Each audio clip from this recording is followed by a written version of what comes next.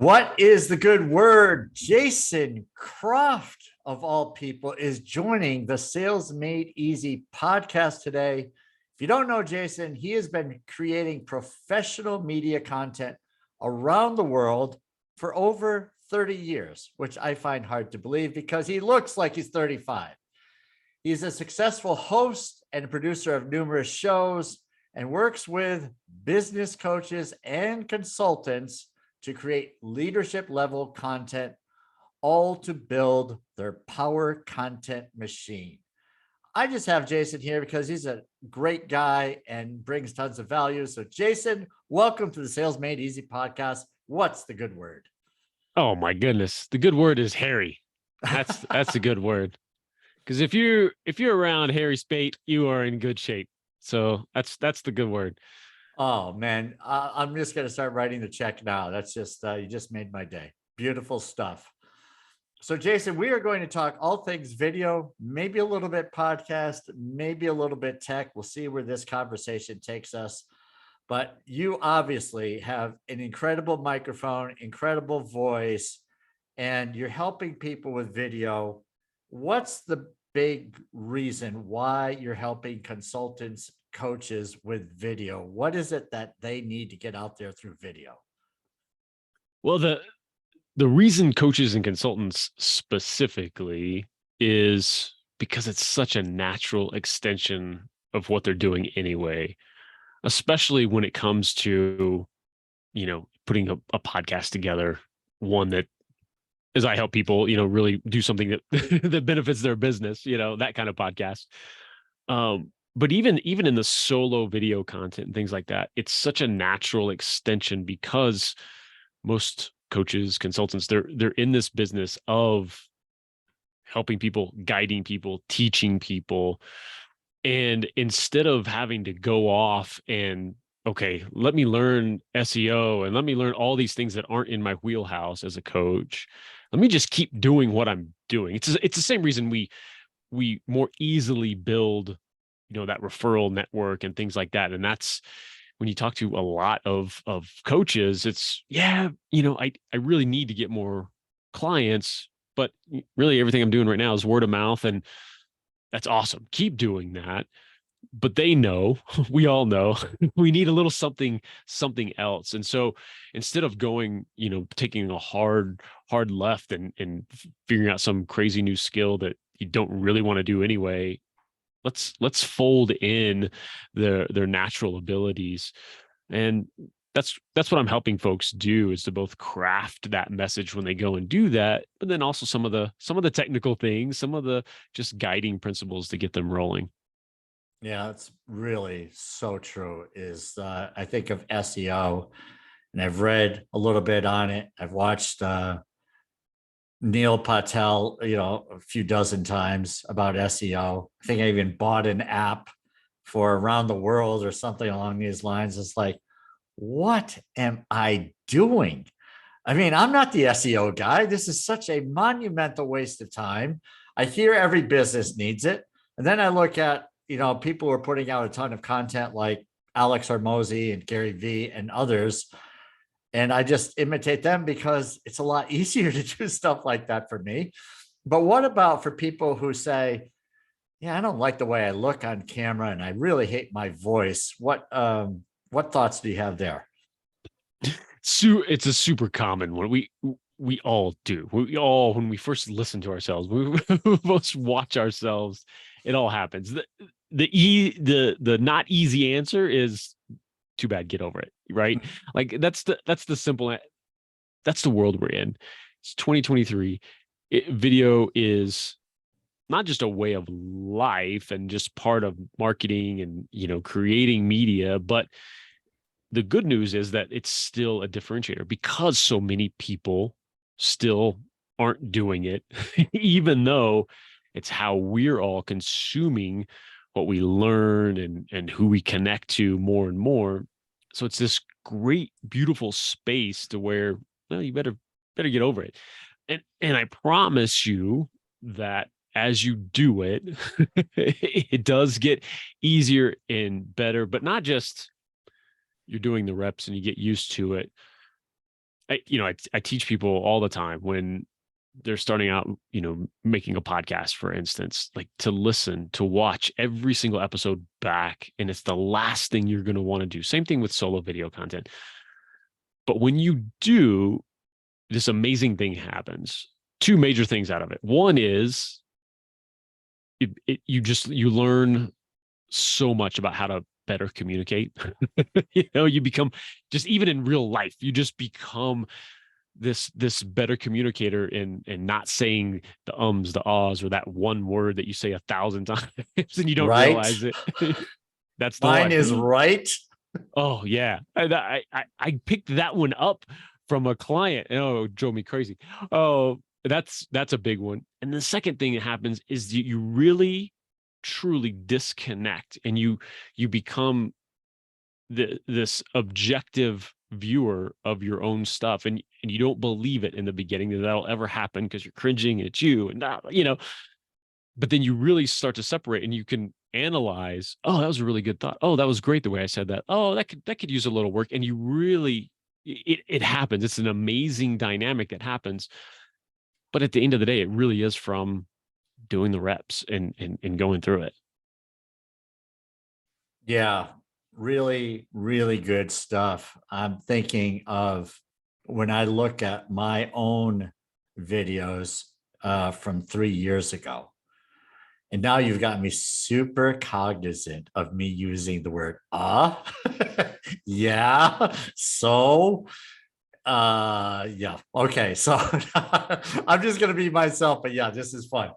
All right, 3 years ago when I started to do video, I went on LinkedIn and posted a video that was probably a couple of minutes long. I didn't care about anything. Didn't care about my background. I didn't care about how I held the camera. I actually held the camera, my phone, probably was shaking a little bit. And I was just talking down, looking down. And that was like the worst ever video.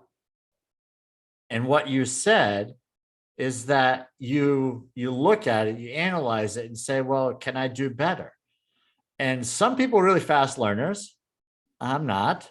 And so I did a lot of crappy videos for a long time.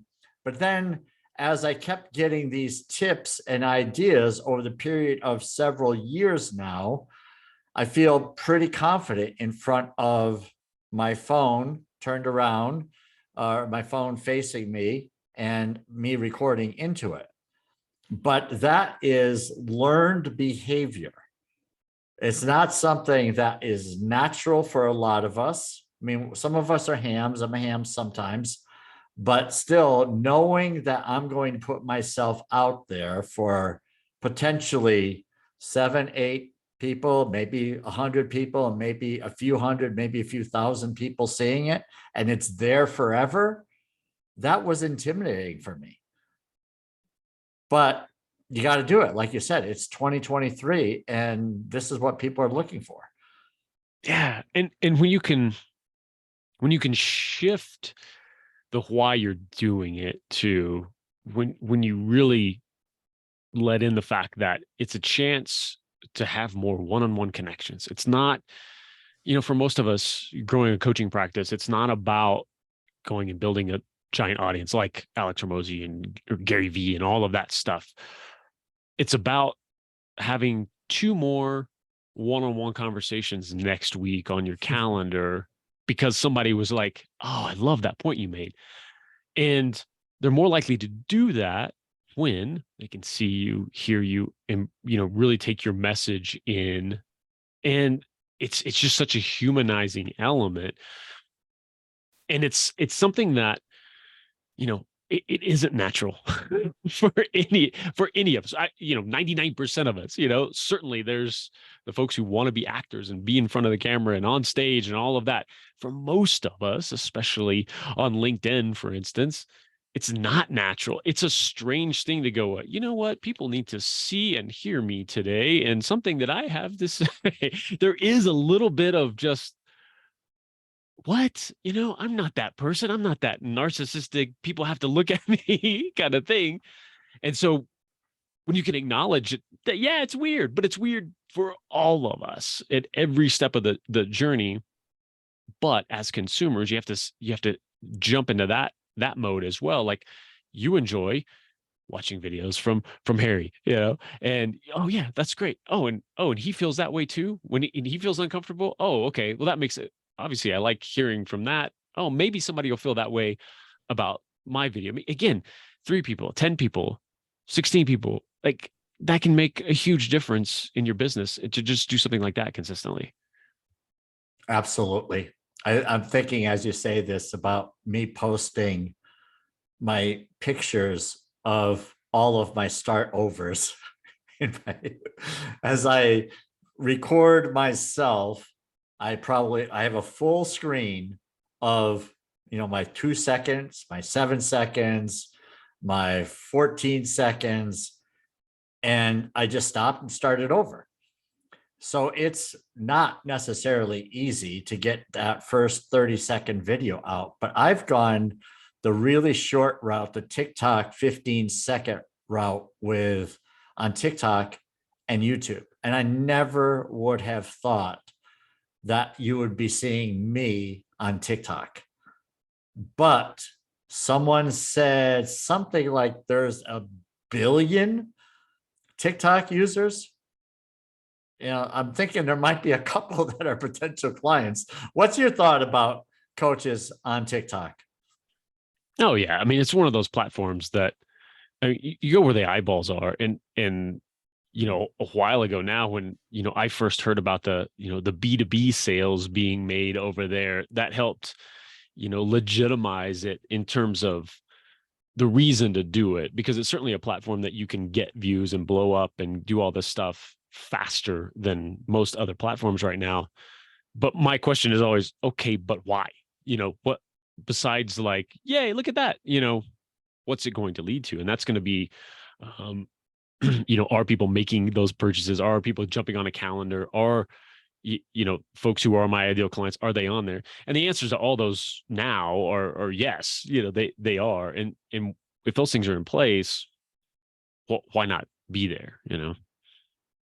Yeah, I look at it too, Jason, is that as an older person, that I'm hip.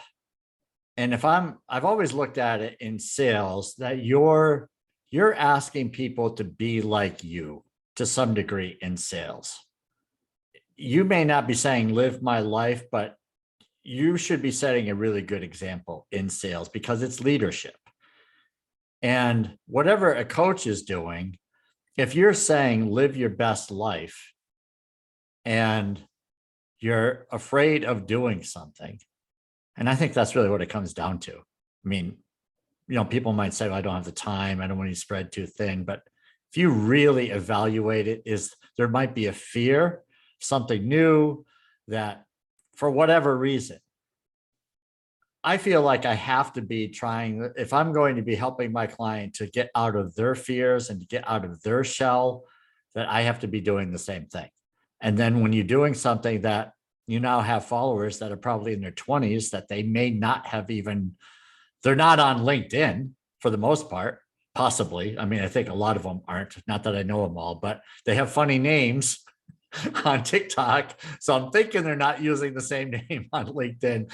But it just opens up the message to a whole new potential group of people that may not have heard of it. And you're kind of setting the example when you do things. Oh, that's the way I look at it. Thoughts? Oh yeah, absolutely. And I love what you mentioned there of sales being, a leadership role and kind of guiding people through that. I think it goes hand in hand with, serving and letting that be your real driver to sales and all that. So I love your thoughts on that. And yeah, it's one of those things to lean into. And the other piece is that the skill set that you develop by being on TikTok and figuring out that 15-second message, that 60-second succinct message, that's a skill that you can take over to LinkedIn, take on your next call when you're in a networking group and you need to, have that hook. You're in a group of folks. I don't want to give my same, spiel that I give every time. This is a different group of people. You've got it dialed in. You've got something quick.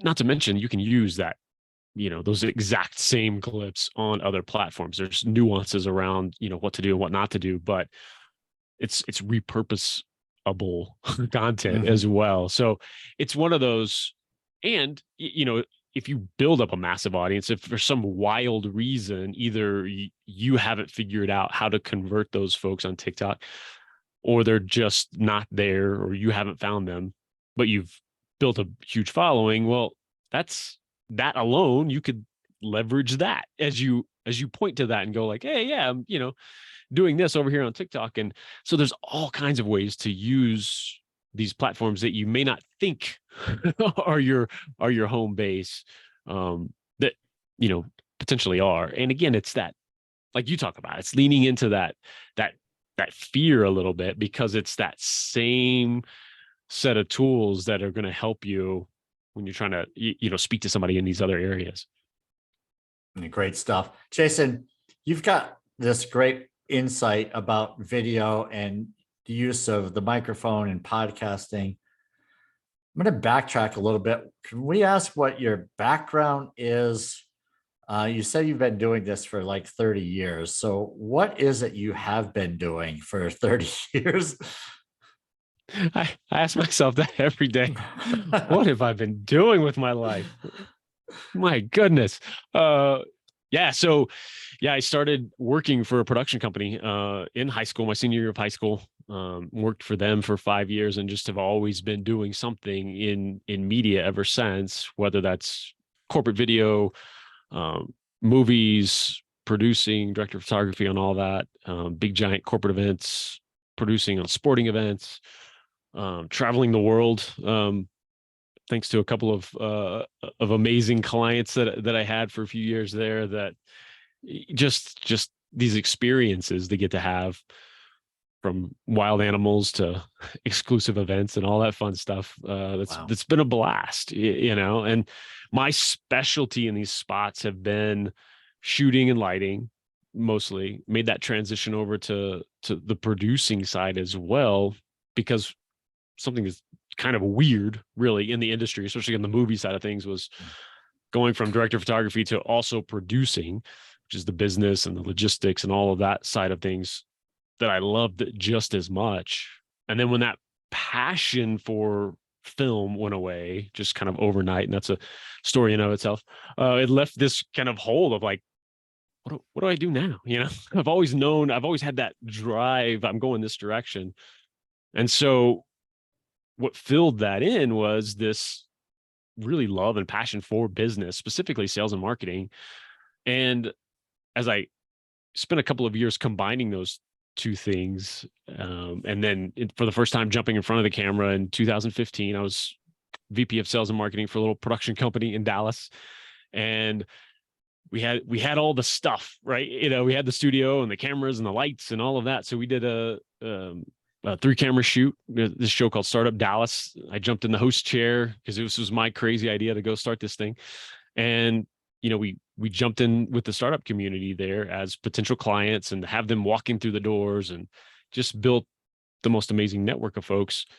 But in that process too, I just fell in love with this, right?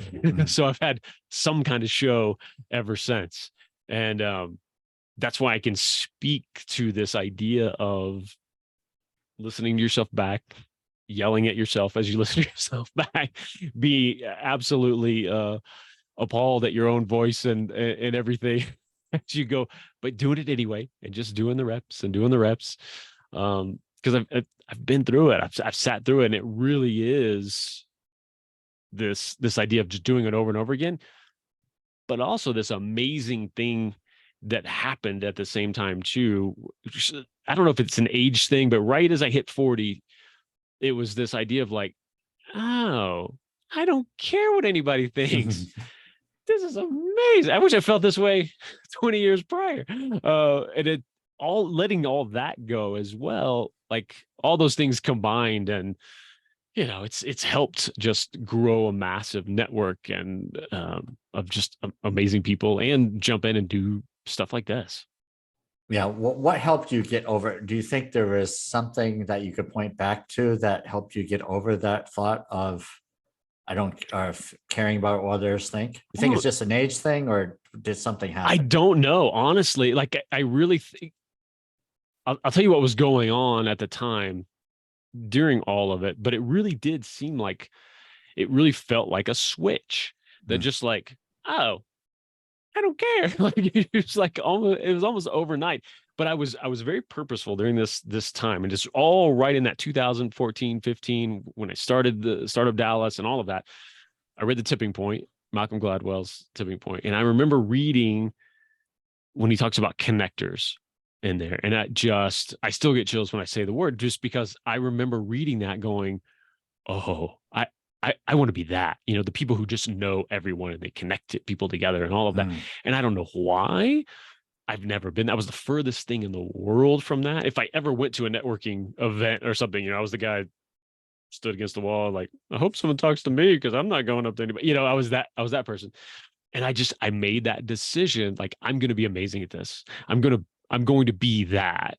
mm. And over those next couple of years, that's really what happened. Like I purposely went out and watching YouTube videos, right? Like how to be more charismatic, how to communicate, how to connect with people, how to do, learning the skills of it, combined with this idea that, oh, I don't care anymore, and jumping in, doing the reps with a show and all of that. And then by a year later, I'm hosting my own networking events. I've got one of the top people in Dallas who just everyone knows, she knows everybody, calling me going like, hey, I need this type of person. Everybody. So, I need this type of person from a next event. Do you know somebody? And just that feeling of like, oh wow, that's amazing, because it was such a purposeful decision. And that's another reason I stand behind this idea of, I get it. I understand the fear of jumping in and doing these kind of things. And this is awkward and weird, but I also know the power in just making a decision that I'm going to do that. And it's so very, very possible. Love it. There's so many good things in that. How long have you been on your own, would you say, What do you mean? for your Like, own business? I mean, yeah, I mean, I've been freelancing, doing my own thing forever. So okay, that span of time of full time for that production company was about 6 years, like 2010, 2016. okay, And even that was a great, like, had the most freedom you could yeah, imagine in a in that. But most of the time it's been a freelance or my own company or something. yeah, okay. So yeah. And the reason I'm asking is like these are just such great traits, and I was trying to figure out if you were working for someone at the time, but this is what people need to be doing Mm-hmm. in the beginning, especially, is building out this great network and getting out of the shell, because you have so much value that you could offer people, and that will get you known, right? I Oh said yeah. right, but that will get you known. You can edit that. You can edit that. Yeah, There I'll you edit the right out. go. All right. Let me ask you about the sales side of things, because you said sales and marketing. Was there anything that surprised you on your own about the sales side of the business? Um, Surprised. I don't know. So another thing I did, the other little stint when I moved out here to Colorado from Texas, almost 4 years ago now. Um, I had about 6 months. I was full time at a company out here doing sales, and I was very purposeful with wanting a sales role because I wanted to do the reps. I loved the idea of sales and marketing and always learning about it, and kind of was doing it. But I knew that was one of those things that, again, it's another thing of like doing the reps, right? And Mm, that's what it gave me for sure. It's like, it doesn't matter how you feel about it. Pick up the phone. You got to call. You got to respond to this. You got to, here's the leads. You got to follow, and that was such an invaluable, again, just doing the reps over and over and over again. And what's possible, even in that environment of just like, picking up the phone and everything, when I could shift my attitude with it all, and make sure that as quickly as possible I was letting that other person know, like, in so many words, like, I don't care if we do business or not. Like Mm, really, like I just want to know what's going on. Is this possible? Is this something that could help? And and just that's what I was always looking for, was the fastest way for someone to let down their guard, just at a human level, not because then we can make the sale, just at a human level, because we all naturally are just like, yes, no, don't want that right now. Yes, maybe that, it's just like, well, cool. Cause what we've got may not be the right thing for you at all. Like, I'm happy to tell you that. And I'm genuinely being interested. And that's I think that's one of the things that led me to the version of a podcast that I do. Besides that guest and that aspect and everything, it's really a chance to meet that potential client in a way that guard is down. Maybe something will come out of it one day, maybe not, but just we can just be human for 30 minutes to an hour and truly, shine a light on them. And then if there's opportunity for that, you sending business to them, vice versa. Awesome. You know.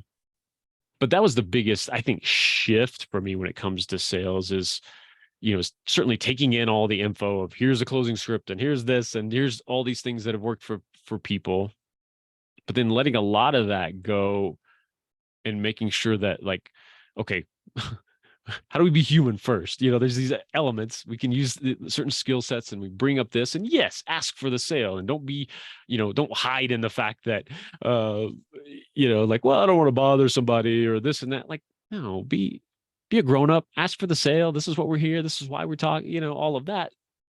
But you can be human all along the way as well. yeah, you should write a book. I'm telling you, that line is such a, where you said, oh, of course I'm going to wreck it now, but it was about not needing, something along the lines like just not caring if they do business with you or not, which is the look that you need to have. It is that look. I am here to serve. I don't care if we do business or not. I love it if you do, but I'm not going to. I mean, you have to act like you want the business. You can't be indifferent towards the business. Right. But emotionally, you have to be so chill that it does not matter. And I remember hearing about this or reading about it 20 something years ago. It might have been Brian Tracy, could have been Tom Hopkins. Those guys have been around forever. And it was something along the lines of act like you don't need it, but know that you want it, so that you don't lose track of acting indifferent or feeling like there's indifference, like I don't care, because then the buyer doesn't know that you want to sell something. They don't always, you think they would, that you're having conversation, and I'm sure this has happened to you. You don't make it clear as to what you do. And then months later, you see the person, they say, oh, I hired so-and-so to help me with that. And you went, I do that. We had a nice conversation. We want to say that, right? But we don't, because we're super polite and all that. Right. But has that ever happened to you because you weren't clear on the message that you actually do something? Yeah, some version of that for sure. And that is only our fault. Only our fault, because we aren't that clear, because there's this beautiful line, right, of energetically, if you buy or not, okay. But at the same time, at your heart and your core, the best thing for them, if it is to buy for you, buy your service. If you're having that conversation, so you make that offer and it is the best thing for them. And so you have enough just caring that you're going to put in the effort, because this is the best thing, because it is better than the next person's thing over, and it. And then now it's on you. It's your thing to lose, right? Like, convey that value, convey how you can help. And at the same time, you can do that from an energy and from a space of, hey, it's all here for you. If you don't want it, cool. Let's still get coffee next week. Like, Mhm. let's chat. Right. It's fine, and that's a beautiful, beautiful place to be. That's the only place to be to really be successful with all of this stuff. It's especially in this world that we're talking about of, solopreneurs and small business owners and things like that. And of course, there's a place for, the call centers and the this and that, and you have to operate a little, differently with these things. Um, but with what we're talking about and doing sales for your own company and all of that, it's all relationships. It's everything. And so that energy is so important. Absolutely. Yeah, this is great stuff. Jason, I know I've kept you here for a little bit, but I've got to ask, what would be a simple tip, technique, something to help the audience to be a little bit better at using video? Any thoughts on that? Yeah, besides the obvious, I think we've hammered home of just get going with it, just try it. A couple of others in that vein of just starting and trying. Certainly, you don't have to go live. We're not telling you to, broadcast to the world from the first take. Try these for an audience of yourself. But put that video that you're only about 60% happy with, put that out there for that feedback, because that's another half of this process. We spend so much time guessing at what people are going to resonate with and respond to. When we get that actual feedback out there, it's great. And of course, it works both ways. Like, oh, I thought this would, do amazing, and it didn't. But also, like, oh, I hated that video, and it's the most watched thing that I've ever put Mhm. on LinkedIn. You can Yeah. have both of those things. So certainly jump in, do, um, and talk to the camera, have your thoughts out. You can practice and have an outline of things and all of that.